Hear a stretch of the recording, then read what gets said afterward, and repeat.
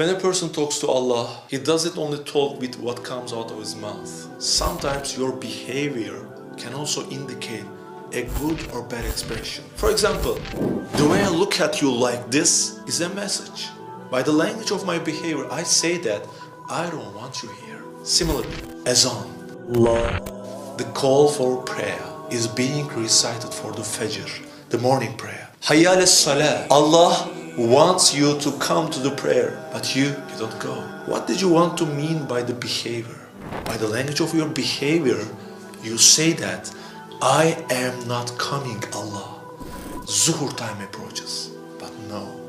You carry on working, Asr time. Asr time comes up and you don't still go. Maghrib time approaches, you say, by the language of your behavior, I am busy. I have so many things to do. Beware, dear friends. Those are such a daring acts. So you say, oh Allah, I am not going to stand by you. Isha time, I'm not coming. In the morning, I'm not coming. Zuhur, I will not come. While your boss fires you for minor reasons, if you insist on not doing the duty that he gives 3 times, 4 times, 5 times, you keep on not doing what your boss says. Just like this. If you insist on not doing the Creator's commands, what's going to happen, dear brothers? If you don't obey, if you don't fulfill His commands, this act is called rebellion. If you do not keep the commandments of a king, what happens? You will be called rebellious. Are you aware of against who we are rebelling? You can't rebel against your boss, but you rebel against Allah. Don't you know that you're rebelling with your act of not obeying? You persist in the morning, I'm not coming, not going to pray, means that I don't care. I don't care. And then by time, and then you hear azan, you start not to care. You're not aware of the azan. It doesn't mean anything to you. Brother, just check yourself. Let's check ourselves. It is said that it's easy. We just don't pray in this world. We're going to go to hell, and then we will go to heaven. It will be a few years that we will be in hell. Is it that easy, brother? Not praying, not performing the Salah is a major sin. While Salah is mentioned more than 70 times in the Quran, what is your act? I don't care. I have more important things to do. Dear Allah, there are more important things to do, more important than acts of Salah and worship. And you keep on doing your work. By these acts, brother, you're being such an unscrupulous and ungrateful. So you say, oh Allah, I am willing to work for 12 hours for just $1,000. I can sell my soul to my boss to be rewarded by some bonus money. But the eternal heaven, Jannah, I don't care about it. It's not in my field of interest. My interest is in money.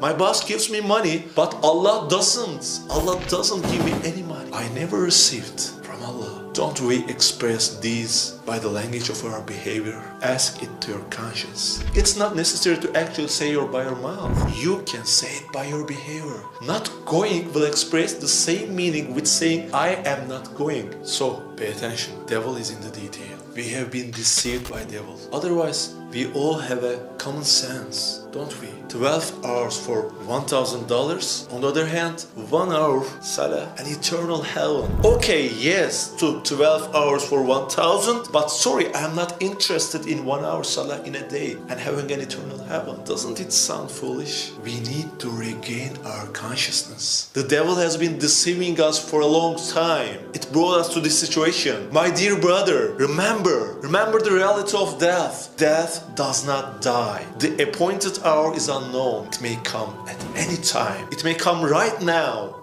Grave cannot be closed. People enter the grave constantly. Let me tell you what to do. Go home, dear brother. And today, you are going to break the back of the devil. Bring your prayer rack, lay it on the floor. Raise your hands. Just raise your hands to start. Raise your hands to say Allahu Akbar. Stop saying, no brother, I'm tired. I can't do this. I'm busy. I will do that later. Stop saying these reasons. I can't pray. I can't do that. How am I supposed to pray when I have so many sins? My dear brother, that's enough. That's enough. Come on. Just lay it. Lay your prayer rack.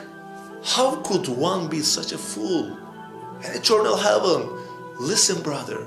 The devil has been deceiving you for years. It's not me who says it. It's in the verse of Quran, commanding prayer. I'm not commanding. For the sake of Allah, straighten yourself out. Lay your prayer rack. No matter what you are in. Even if your mom and dad oppose it. Even if the whole world will be against you. Lay the prayer rack. Raise your hands for your Creator. Wave aside the world with your hands. And stay focused. Focused on Allah. Say Allahu Akbar. Allah, you are the greatest. Submit yourself to Allah. Prostrate yourself before Allah. You know, the Salah is essential. The Miraj for a believer. It's a conversation between Allah and you.